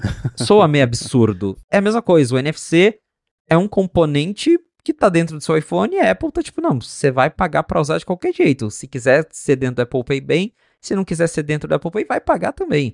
Então o CAD tá caindo em cima disso, porque entra na questão de anticompetitividade. Não dá pra você competir com o Apple Pay, porque tem taxa do mesmo jeito. É meio sacanagem. A Apple tá errada em falar que no momento a legislação permite ela fazer isso? Não, porque é o que a gente acabou de falar. Até existe uma legislação antitruste no Brasil, mas ela não é tão ampla e não cobre casos mais atuais que esses das Big Techs, por exemplo. Então, enquanto a lei não mudar e não deixar bem específico, a Apple tem que abrir a plataforma dela desse jeito aqui, ela tá certa, ela pode fazer essa cobrança. Mas que é meio sacana e mesquinho, e eu também acho que é questão de tempo até a lei mudar e obrigar a Apple a abrir o NFC igual a União Europeia fez, porque lá a Apple teve que ceder, não teve jeito, e se eu não me engano, ela não pode nem cobrar comissão. Ela abriu mesmo a API para todo mundo, tanto que acho que o PayPal recentemente foi o primeiro que lançou uma atualização que libera o uso do NFC por fora dentro do aplicativo deles, sem passar nada para a Apple. Então, também acho que vai ser questão de tempo para isso rolar aqui no Brasil. Pois é. É claro que a gente quer saber o que vocês acham disso, que a gente sabe que é um tema que ele é espinhoso o suficiente para existir muita nuance entre o 0 e o 1, esses são os melhores, e qualquer educação que a gente conhece de quem escuta aqui a fonte, então gigahertz.fm/feedback. Agora, na semana passada também, falando de coisas regulatórias, o EdQ fez o Google perder alguns bilhões de dólares em faturamento só com palavras. A gente vai falar sobre isso. A gente percutiu isso no último ADT, então quero ouvir mais o que o Felipe tem a dizer sobre isso, as impressões dele. Mas antes, eu vou tirar um minuto do episódio para agradecer a Gorilla Shield, que está mais uma vez patrocinando a fonte, e segue oferecendo 5% de desconto cumulativo com os descontos do site se você acessar gorillashield.com.br e usar o cupom GHZ para fazer o checkout. A Gorilla Shield oferece uma infinidade de capas, de películas, de cabos, tem o grande, o pequeno, o trançado, o que não é trançado, o militar, o USB-A, USB-C, Lightning, USB-C para Lightning, tem um monte de adaptador também para você ter um bando de opção, tem acessórios interessantíssimos de carregamento, tem um 3 em 1 que eu acho ótimo, que ele dobra uma carteira pequenininha assim, que você dobra em 3, e aí você pode carregar o seu iPhone, carregar o seu Apple Watch, carregar também os seus AirPods, bonitinho ali, eu uso para viajar, por exemplo, ele é ótimo, não ocupa espaço na mala, deixa na cabeceira da cama ali tudo carregando, beleza, tem até uma luzinha, vira luz de cabeceira, é um LEDzinho fraquinho, mas já ajuda, especialmente de madrugada, né? Tem também um monte, eles estão com uma promoção bacana de lançamento, na verdade, de suportes veiculares, tem um que você pode usar no retrovisor, tem os que você conhece, né, de você pendurar ali no console do carro, na saída do ar-condicionado, por exemplo. Então acessa gorillashield.com.br, usa o cupom GHZ no checkout e você ganha 5% de desconto cumulativo com os descontos do site. Muito obrigado a Gorilla Shield pelo patrocínio de mais esse episódio da Fonte e pelo apoio a toda a Gigahertz. Valeu, Gorilla Shield! Muito bem, está rolando nos Estados Unidos, não é só a Apple que está gastando muito com advogadas e advogados dos últimos anos, décadas, né? O Google também está enfrentando 2 processos de práticas anticompetitivas. Um em relação a anúncios na web e outro em relação à busca. Um até tem a ver com o outro, no fim das contas, mas são 2 processos separados. No processo de busca, que a justiça já decidiu que ele é não só um monopólio, o que não é ilegal, mas o que é ilegal é você fazer algumas coisas quando você é um monopólio. Quando não é, tudo bem, virou monopólio, muda a regra. O Google fez coisas que estão em desacordo com essas regras, e agora a justiça americana está definindo quais são os remédios para essa situação. E nesse momento tem o lance de, por exemplo, vender o Chrome, tem algumas coisas sendo consideradas, uma delas é impedir que o Google faça, ou siga do jeito que ele faz, as parcerias, como ele faz no caso da Apple, e repassa uma grana para a Apple para ser o buscador padrão do Safari, e com isso a Apple fatura mais de 20 bilhões de dólares aí por ano. São os últimos 23 ou 25 foi o último valor que foi divulgado. E a justiça está ouvindo todos os lados envolvidos e chamou a Apple para depor. Foi o Ed Kuo, que é o cara da Apple que é responsável por toda a parte de serviços, para falar a respeito da parceria, isso a partir do lado da Apple. E o Ed Kuo, basicamente, tentou minimizar a importância do acordo, eu até brinquei no ADT, né? Da empresa mais valiosa do mundo com o maior buscador do mundo. Não, isso não é anticompetitivo. Veja bem, se você for parar para pensar, em 2035 as pessoas, na verdade, nem vão estar usando mais iPhone. E a própria busca na web é uma coisa que não vai mais usar. Então, isso é... Ele foi nihilista, que nem eu brinquei no ADT, né? Ele tentou fazer isso colar, mas falou coisas importantíssimas. Como, por exemplo, que a Apple está analisando ativamente alternativas para não ser mais o Google buscador padrão do Safari, e isso envolve até as empresas de IA, não só a parceria que ela tem com a OpenAI para ser a assistente complementar da Carangueja, mas Perplexity, que é um buscador super bacana, Anthropic também, que estão até colados com Anthropic, que estão testando lá no Nextcode, né? E além disso, a Apple também reviu parcerias lá da Microsoft, por exemplo, ela vai ser renovada todo ano agora. Também a parte do Bing, né, para ser uma das alternativas. Tem os outros buscadores padrão, que você pode escolher como padrão, como o DuckDuckGo, do Boom, né, que faz o Olá Mundo aqui na Gigahertz com o Rambo. Então, quando o Ed Kuo falou que a Apple está analisando alternativas ao Google, muitas envolvem IA, e que as pessoas nem vão usar iPhone daqui a uns anos, as ações do Google despencaram. Elas chegaram a bater em 9% de queda, depois estabilizaram com uma queda de 8%, aí deve recuperar, óbvio, né? Nos próximos dias. Junto desse bololô todo, o Google publicou uma declaração, falou, o que a gente viu nos nossos logs aqui, porque o Ed Kuo falou que o Safari, no mês passado, teve uma queda de uso, que foi a primeira vez que o Safari caiu em uso. E o Google falou, do nosso lado, a gente não está vendo uma queda, mas sim um aumento de pesquisas. São coisas diferentes. Ok, mas foi o Google protegendo ali o lado dele. Então isso chacoalhou bastante, né, esse mercado todo de pesquisas ainda no passado. Eu quero saber o que você acha que isso pode significar para a Apple, para parceria, para o mercado de busca, móvel, não sei. Primeiro que Google tá em maus lençóis, porque estão caindo muito em cima deles também, e se eles, é o que a gente também já discutiu aqui, se eles forem obrigados a, de fato, separar os negócios, talvez até encerrar essa parceria com a Apple, os dois lados perdem, porque o Google ganha muito com o usuário de iPhone buscando dentro deles, e a Apple, sem fazer muito esforço, ganha 20 bilhões de dólares por ano só por ter o Google como buscador. Bilhões, isso. 20 bilhões de dólares por ano só para ter ali o Google como buscador padrão do Safari. Então, para a Apple é um dinheiro muito fácil, e se ela perder isso, vai ser um pouco triste.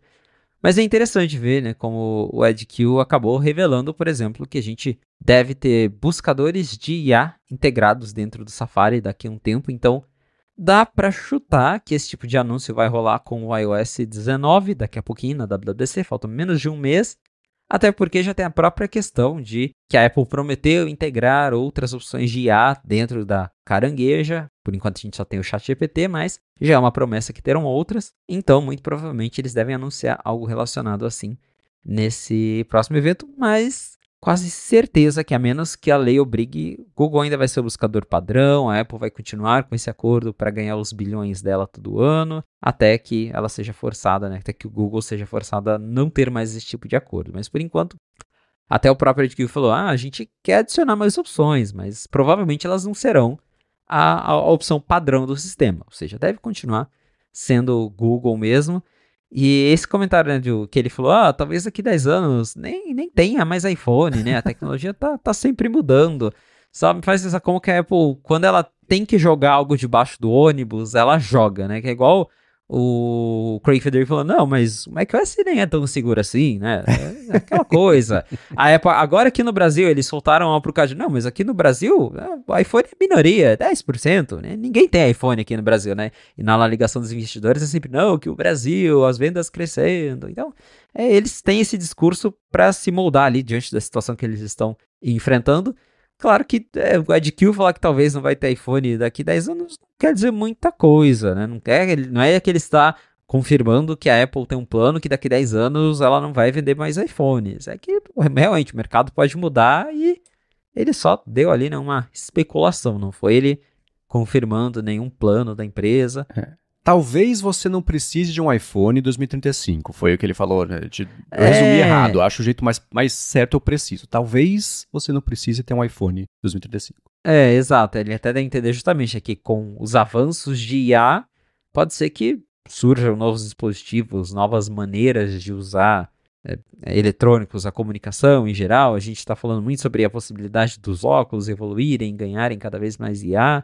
Acho que foi mais nesse sentido, mas não que ele cravou que daqui 10 anos não vai ter mais iPhone. Mas ainda assim, muito curioso essa discussão toda, e ainda mais o Google ter ficado sentido com a fala dele e falando, não é bem assim não, as pessoas estão usando assim a nossa busca e tal.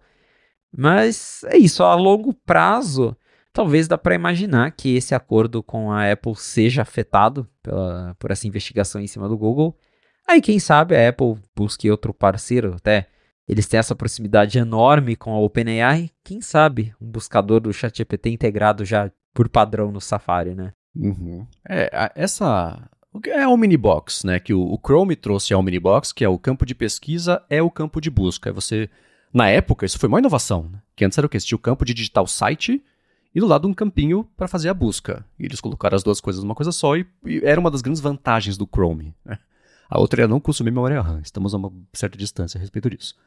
Mas a evolução óbvia disso é o quê? Você usar esse mesmo campo e fazer consulta com IA também, que no fim das contas é o que o Google está fazendo dentro do próprio produto. Você pesquisa uma coisa no Google, ele mostra um resultado de IA acima dos resultados tradicionais dos links azuis, né? Então eu suponho que isso seja evolução natural para o próprio Safari também. Eu queria saber de você, Felipe, como é que está a sua divisão, do que você está usando na pesquisa legado, eu gosto de falar assim, na pesquisa tradicional, de você pesquisar no Google e acessar os links, e o que você está usando as pesquisas do ChatGPT, do Claude, seja lá de onde for, que geralmente entrega já o resultado composto para você, e se você quiser, você vai atrás dos links. A minha busca legada ainda é Google, é o buscador padrão aqui, Safari, né, tanto do Mac, do iOS, é Google. Mas eu tenho feito cada vez mais pesquisas usando tanto o ChatGPT e principalmente o Perplexity, que eu já falei várias vezes aqui. Eu ganhei lá a assinatura através da Vivo e tenho usado muito, gosto bastante do Perplexity. Mas depende muito do que eu estou buscando. Quando eu estou buscando referência para artigo, eu ainda recorro ao Google porque é fácil colocar a matéria tal, from, tal site. e aí fica mais fácil de encontrar referência.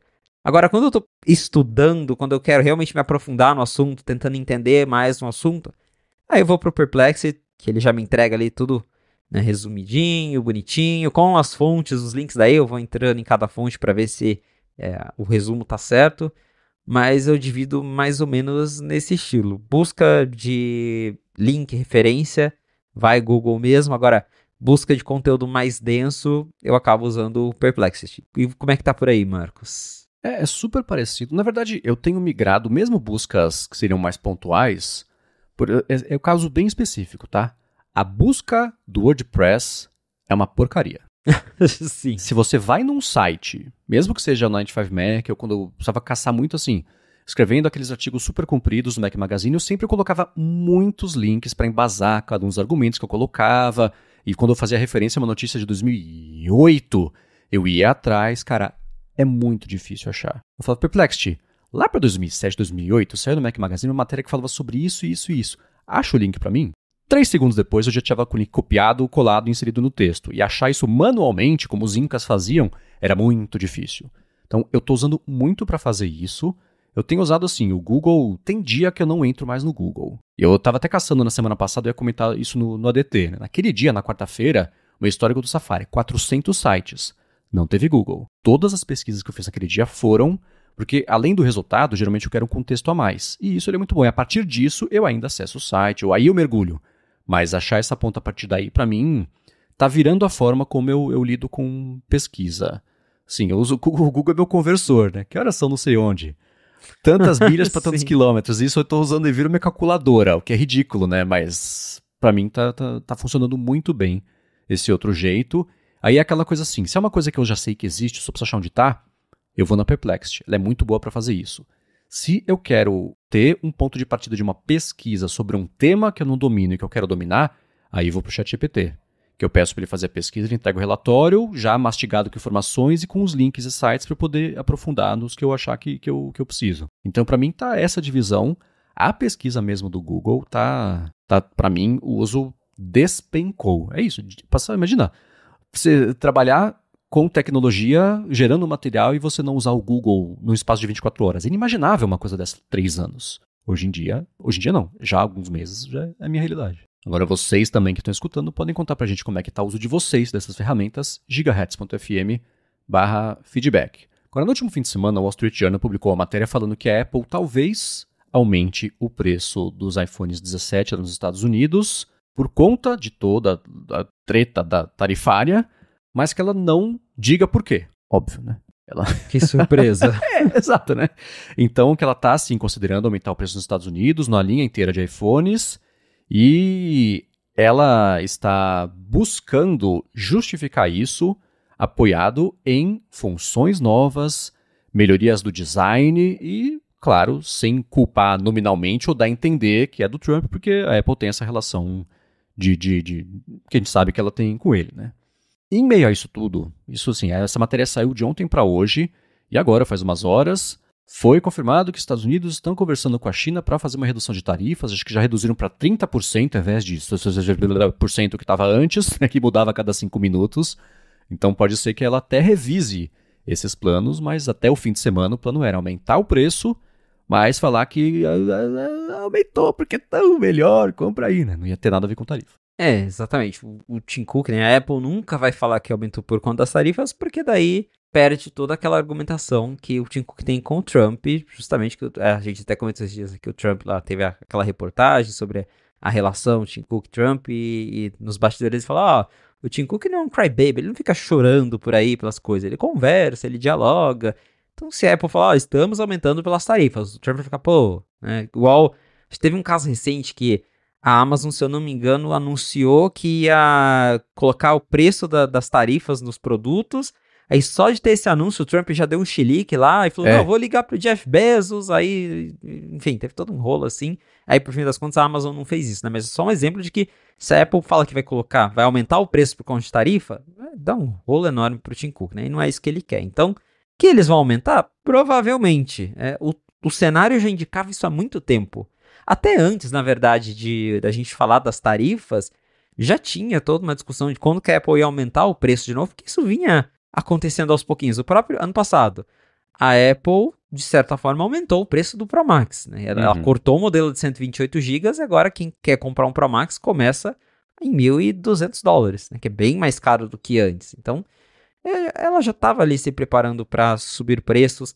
Os últimos produtos, né, iPad, se a gente pegar, eles ficaram mais caros no decorrer dos últimos anos, o preço subiu um pouquinho.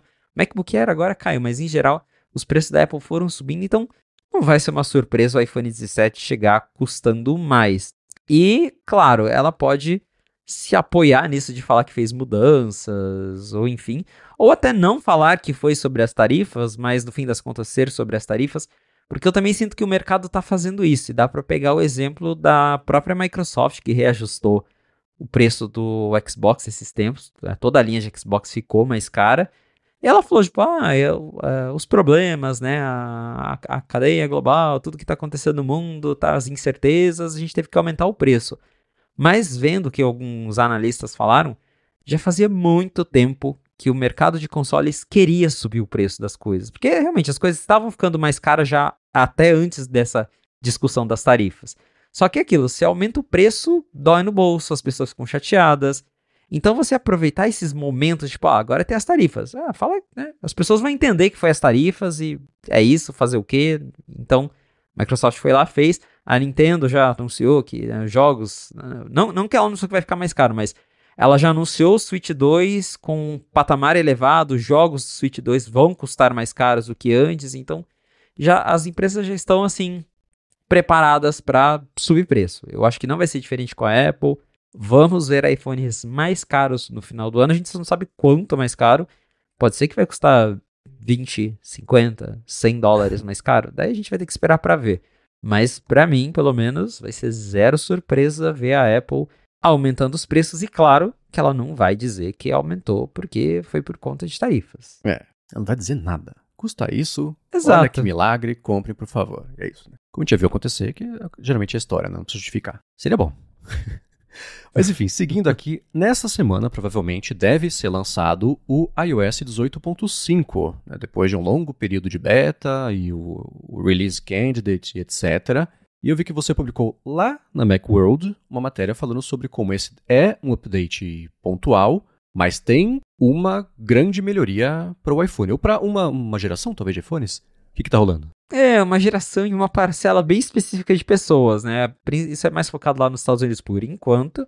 Mas o 18.5 traz um recurso interessante que até confundiu uma galera, que é a possibilidade de usar satélite através da operadora. Isso estava disponível para o iPhone 14 em diante, e quando saiu a notícia de que a Apple liberou satélite no iPhone 13, o pessoal falou, nossa, é o SOS de emergência? Não, são recursos diferentes. Já existem algumas operadoras, no caso a T-Mobile lá nos Estados Unidos, acho que foi a primeira, que fez uma parceria com a Starlink e eles conseguem te conectar à rede da Starlink quando você está sem sinal da própria T-Mobile. Então você está numa área que não tem cobertura. Eles usam uma tecnologia que basicamente manda o sinal de satélite como se fosse sinal do celular e você consegue mandar mensagem de texto sem ter o sinal. Isso é diferente do SOS Emergency da Apple, que é aquele recurso que você fica apontando o iPhone para cima, encontra conexão com o satélite, daí você consegue mandar mensagem para um serviço de emergência. Agora também tem como mandar iMessage por satélite, mas esse que é pela operadora funciona de um jeito um pouco mais discreto, né? Ele puxa ali o sinal através como se fosse um sinal de telefone mesmo e você consegue mandar mensagem de texto. Até a T-Mobile falou que a ideia no futuro é expandir esse serviço para ligações e para dados, que é algo que o da Apple mesmo ainda não faz, é só mensagem de iMessage. Então, para quem tem uma operadora suportada, né, para quem está lá nos Estados Unidos, por exemplo, e tem um chip da T-Mobile, você tendo um iPhone 13, agora você também vai conseguir usar esse recurso, que até então só funcionava no iPhone 14 em diante, então assim, para essas pessoas é legal porque elas vão conseguir mandar mensagem de texto por satélite sem ter o recurso que a Apple oferece, né? Para quem já tem o iPhone 14, 15, pode até ter outra operadora que consegue usar o SOS Emergency da Apple, mandar mensagem iMessage via satélite, mas a galera do iPhone 13 ganhou o suporte a esse recurso. Quem sabe um dia a gente vê algo assim aqui no Brasil, mas se eu não me engano, tirando a T-Mobile, eu nem sei se tem outra operadora que já está explorando isso ou que já anunciou algo comercialmente, eu pelo menos não me recordo, mas acho sim uma tecnologia muito bacana. E gostaria muito de ver algo de satélite aqui no Brasil, seja através das operadoras, seja através da própria Apple, porque até hoje nem sinal por aqui, né? Não. Isso foi um trocadilho? Olha, não tinha sido, mas pensando bem, nem sinal de satélite por aqui. Excelente. Seria interessante também. Esse é o tipo de notícia que eu vou confessar que é exatamente isso. É tão distante da realidade daqui que eu falo, é coisa bem focada lá mesmo. Mais interessante que isso vai pintar. Agora, uma outra coisa que você também publicou no Macworld nessa última semana foi sobre como você fez um iPhone de 64 GB ficar utilizável e sem gastar nada. Como é que você fez esse milagre? Então, eu me deparei com esse problema porque assim, hoje, o meu iPhone principal tem 512 GB de memória. Eu não tenho dor de cabeça nenhuma com ele. Meu iPad Pro tem 128, dá pro gasto. Mas eu tenho um iPhone de backup aqui, que é um 12 mini, que eu uso ele de vez em quando para alguma coisa específica. E eu tenho meu iPad mini, que ainda é 64 GB. E o que eu percebi, principalmente do iOS 18 para cá, é que é impossível de usar aparelho com 64 GB. Oficialmente a Apple não vende mais. Só que tem uma galera que ainda tem esses iPhones e iPads antigos que tem 64 GB. E assim, só o sistema já ocupa um monte. E aí você vai lidando com vários problemas. Porque uma coisa eu já percebi, o iOS é péssimo para gerenciar cache, armazenamento. Porque ele fica guardando um monte de coisa inútil. Na teoria, a Apple fala que o sistema é inteligente, que ele deleta coisas que você não precisa. Na prática, não deleta nada. Vai ficando tudo lá. Eu mesmo estava comentando que nesse iPhone acontece com o iPad mini também. Eu tinha, sei lá, o iMessage, só que aí o iMessage ele baixa absolutamente tudo, porque diferente do WhatsApp, do Telegram, que ele vai jogando tudo para a nuvem, enquanto você precisa acessar a conversa antiga, ele carrega da nuvem a conversa e depois joga fora, quando você não precisa mais dela, o iMessage guarda tudo no aparelho. Aí você vai olhando os ajustes, tem, sei lá, 30 GB de iMessage. E nesses 30 GB de iMessage, 30 GB de fotos, o celular travou. Meu iPhone mini literalmente não funcionava. Eu tocava nos aplicativos, tocava na câmera, ficava tudo preto. Tocava na música, ficava tudo preto. O celular para de funcionar, porque não tem espaço. E eu fiquei, caramba, o que eu faço agora, né? Eu até tentei restaurar, mas aí voltou tudo do jeito que estava de novo, ele baixou tudo de novo, foi uma confusão. E aí eu dei essa dica lá na Macworld pro pessoal que tem esses iPhones com 64 GB, algumas coisas que você pode fazer para contornar esse problema. Quer dizer, a melhor solução é comprar um iPhone com mais espaço. Mas nem todo mundo dispõe de recurso para, de um dia para noite, comprar o telefone. Então, o que você pode fazer? Começa deletando aplicativos que você não usa, que foi uma coisa que eu fiz. E o iOS, tem gente que não sabe disso. Tem uma opção, eu não lembro em português, mas em inglês chama Offload App, que você consegue apagar um aplicativo sem apagar os dados dele. Meio que um apagar temporário. Então, no caso ali, eu estava com zero, eu estava com 100 MB, o celular estava travado. Falei, não, preciso liberar espaço para começar a mexer em outras coisas. Então eu fui lá nos ajustes de armazenamento e tirei, né? Fiz esse offload de alguns aplicativos sem necessariamente deletar os dados. Porque daí depois, se eu quiser baixar o app de novo, vai estar tudo lá. Senha, login, fica tudo salvo. Você só está tirando o binário do aplicativo, não as configurações dele. Então isso já te dá ali um espaço para você conseguir mexer nas configurações do iPhone sem ele ficar travando toda hora. Você já consegue fazer algumas coisas. E também, assim, é sempre legal você pegar e dar uma revisada nos seus apps, porque eu mesmo, ainda mais agora com o iPhone de 512, eu tenho muita tranqueira no iPhone. Eu tenho muita coisa que eu baixo e nunca mais apago. Tipo, o aplicativo que eu usei, baixei, usei uma vez e nunca mais abri e tá lá. Eu esqueço que ele existe. E lá nos ajustes de armazenamento ele mostra, aplicativo usado a última vez, 1 de janeiro de 2024. Fala, pô, não uso mais isso aqui, vou apagar. Então, é uma dica já você conferir isso.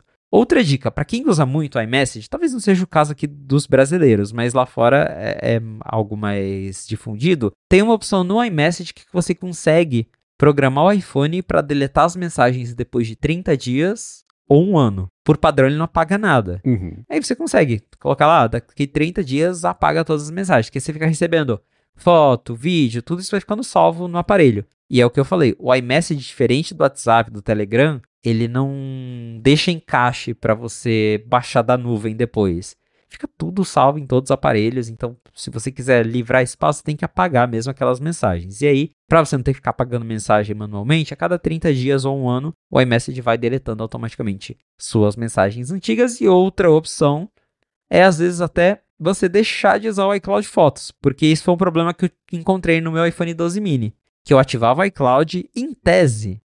O iCloud tem aquela opção, otimizar armazenamento, que supostamente ele baixa só as fotos mais recentes para o iPhone e deixa as mais antigas no iCloud. Para quando você toca nelas, ele baixa na hora. Só que eu tenho 600 GB de biblioteca. No otimizar armazenamento, ele já baixa uns 40 GB de foto, que são as coisas mais recentes que eu tenho. Eu fico tipo, não, eu não quero 40 GB de foto, não quero nada. Baixa só as de ontem e deixa o resto no iCloud.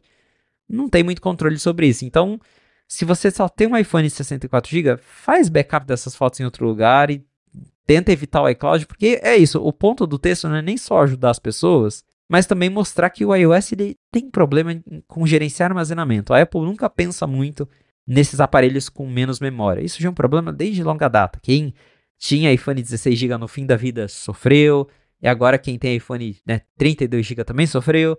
Agora é a vez de quem tem 64 GB sofrer também. Então, tem ali algumas dicas para você contornar. Dá para contornar, mas de fato, assim, é meio chato.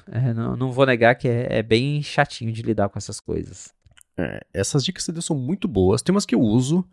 Eu vou confessar que eu nem tenho certeza de qual que é o armazenamento do meu iPhone. Eu acho que é 128. Mas ainda assim, é suficiente. Mas o que eu já fazia desde sempre. As fotos não ficarem lá, né? É chato porque você quer pegar uma foto. Nossa, você fez uma viagem de 2008. Peraí, deixa eu te mostrar aqui. Putz, peraí que ele vai baixar um pouquinho. Espera mais um pouquinho. Então, eu juro que é legal. Aí já passou o momento, né?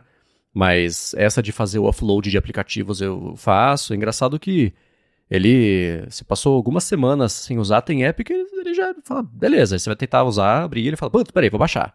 Aí ele baixa. Mas eu gosto de fazer as otimizações, mesmo sem precisar de ter isso otimizado, porque caso eu precise do espaço, ele vai tá disponível ali pra mim. Então é uma coisa que eu curto.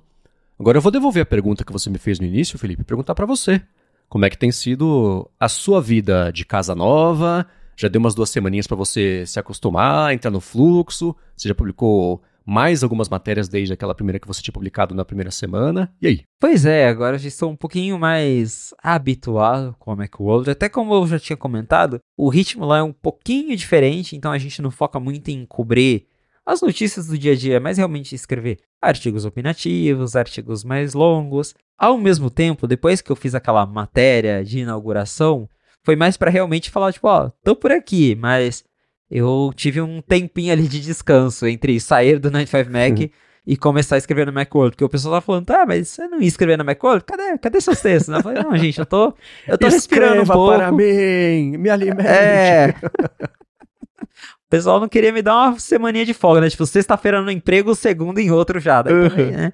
Então eu tirei um tempinho pra descansar, né? Foram mais 5 anos de 95Mac que eu precisava esfriar a cabeça um pouquinho. Mas agora eu já estarei escrevendo com mais frequência lá na Macworld. E ainda assim, o foco lá é realmente esses textos mais opinativos ou textos mais utilitários, artigos mais longos do que aquela cobertura acelerada e rápida que o 95Mac mesmo é expert em fazer isso, né? É o grande chamariz deles, é ser um site breaking news. Eles são muito bons nisso. Macworld já é mais isso, né? Eles vêm de uma revista, então acho que eles tentam seguir um pouco esse estilo até hoje, né? Artigos mais longos, com dicas, opinativos. Tô me adaptando, mas tá sendo legal fazer parte desse time. E eu acho que essa é a mudança de pensamento que eu acho que deve ser difícil, né? Você passou os últimos 5 anos na loucura de você viu que saiu um headline a 3 segundos em algum lugar, você já compõe a matéria na sua cabeça, escreve, vê, revisa, pá, publica e vamos aí, né? Eu fico imaginando, é uma coisa, por exemplo, quando eu fazia o loop matinal, né? Até depois de ter saído de lá, até desligar de fato aquele processinho na minha cabeça que via cada notícia e categorizava onde que ele ia entrar, qual que ia ser o rotecinho. Demora pra desligar isso, né? Porque lá também foi um baita de um tempo que eu passei fazendo, então imagino que pra você seja também um ajuste, né? Cada notícia que você vê, você fala, não tem aquele susto de ter que escrever a respeito dela. Deixa passar, você nem precisa escrever sobre ela, olha que maravilha, né? Alguém vai fazer isso e você muda o foco, né? Deve ser interessante essa troca de processo mental mesmo, né? Do que significa gerar o texto para o trabalho, né? Nossa, totalmente. É exatamente esse o sentimento, porque eu olhava tanto que assim, eu seguia vários perfis em redes sociais, que eu deixava as notificações ligadas, que esses perfis que postam, lançou atualização de tal aplicativo, lançou tal coisa. era o dia inteiro checando o e-mail pra, tipo, chegou tal pauta, corre escrever. Já vinha headline na cabeça, vai ser essa manchete, essa manchete vai ser boa. Agora é o Marcos que vai passar por esse processo, né? Essa manchete vai ser boa, nossa, isso aqui vai dar uma boa matéria.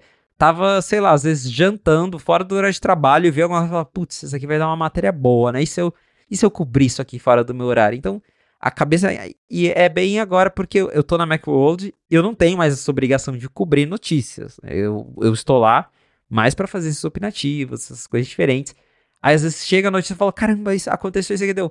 Eu não preciso mais sair correndo pro computador pra escrever sobre isso. Então, eu ainda estou passando por esse processo de desligar, de entender que eu não preciso mais passar por isso.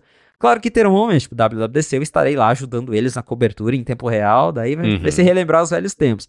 Mas eu também queria um pouco desse sossego, porque é isso, eu gosto muito de cobrir as notícias diárias, foi muito legal, cobri muita coisa bacana, mas eu queria focar um pouquinho agora em textos mais opinativos, uma coisa mais diferente, fugir um pouco daquele breaking news que eu fiz por quase 6 anos. Então, é isso, é diferente. Os dois têm sua utilidade, né? Eu mesmo continuo lendo 95Mac, lendo os breaking news, já disse. Eles são ótimos nisso, mas tá sendo bom passar por esse momento de me desligar um pouco. Esses dias mesmo eu tava comentando com meu namorado, a gente saiu, eu falei, cara, que incrível, eu saí à noite e eu não estou preocupado com o celular pela primeira vez. Tipo, eu não tô preocupado se vai ser uma atualização do iOS, se o Tim Cook vai falar alguma coisa e eu vou ter que sair correndo. Porque eu andava às vezes com o meu laptop, eu ia jantar, eu levava, porque eu nunca sabia quando ia acontecer alguma coisa que eu ia ter que cobrir. Agora, tipo, eu tô saindo à noite sem pensar no trabalho. Então, pra mim, nesse primeiro momento, tá sendo ótimo. Não sei, até, às vezes daqui a um tempo vai me dar saudade de viver essa loucura de novo.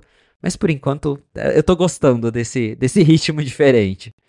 A gente fez o caminho exatamente oposto, né? Porque você vai focar nos opinativos e eu vou ficar no hard news. E é essa adaptação também que eu tô vendo que eu vou ter que passar, né?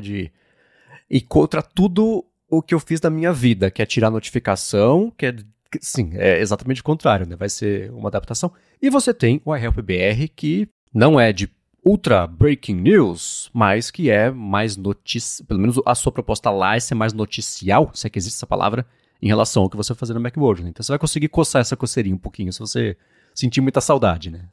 Exatamente, eu ainda tenho o iHelp. O pessoal pergunta, e o iHelp? É um produto no line-up, como diria a Apple, né?